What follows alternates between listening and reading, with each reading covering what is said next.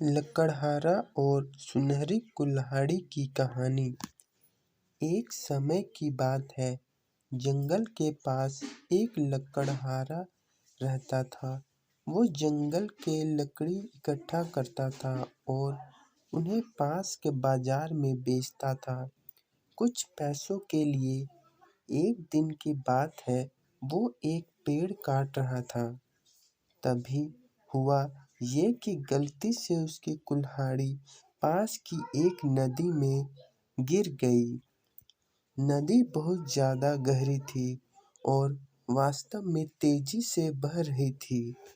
उसने बहुत प्रयत्न किया अपने कुल्हाड़ी को खोजने की, लेकिन उसे वो वहाँ नहीं मिली।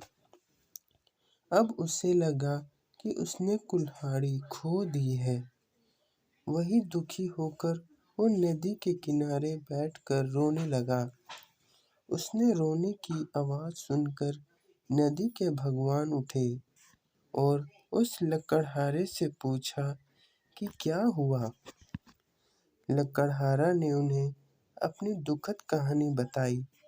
नदी के भगवान को उस लकड़हारे के ऊपर दया आई और वो उसकी मेहनत और सच्चाई देखकर उसकी मदद करने की कोशिश की।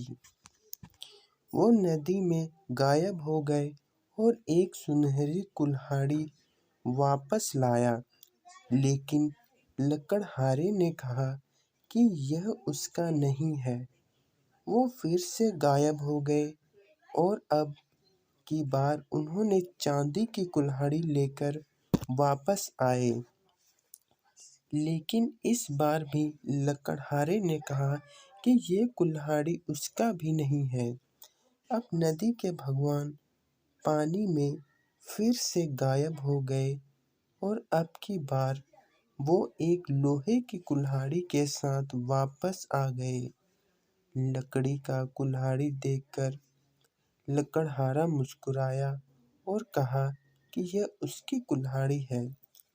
नदी के भगवान ने लकड़हारे की ईमानदारी से प्रभावित होकर उसे सोने और चांदी की दोनों कुल्हाड़ियों से भेंट किया। सीख: इस कहानी से हमें ये सीख मिलती है कि ईमानदारी सर्वोत्तम नीति है।